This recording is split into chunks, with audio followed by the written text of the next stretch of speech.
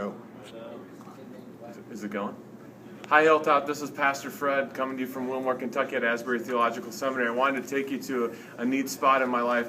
In this preaching chapel right here is the first, where my first sermon was ever preached. We were in a preaching class, and it was very difficult.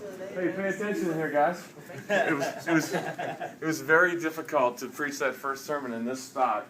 And I had Dr. Demery was one of our instructors, and he's part of why it made it so difficult. My friend Matthew Johnson tells me a story about when one guy was preaching, and his daughter was visiting the class. She was about 4 or 5 years old, and she was sitting on Dr. Demery's knee. And as at the end of the sermon, Dr. Demery looked at the little girl and said, "What'd you think of your daddy's sermon?" And she said, "I don't know." And he said, "I don't know either." When I finished my first sermon, Dr. Demery always liked to give some opening positive comments before he got to the critique. And his positive comment for me was this: "You have really long arms." It was a terrifying experience. This year I'm back in a preaching class, and it's not as terrifying. And I thought, what makes it not as terrifying as before?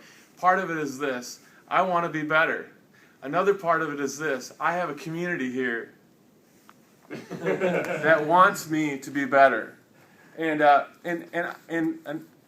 those two things go hand in hand, because when you have a community that wants you to be better, when you have a community that you've broken bread with, who you learned to love with, you've walked with, you've prayed together, you've worshiped together, and you understand that they want your sanctification, they want to make you a better person, you can receive it so much better.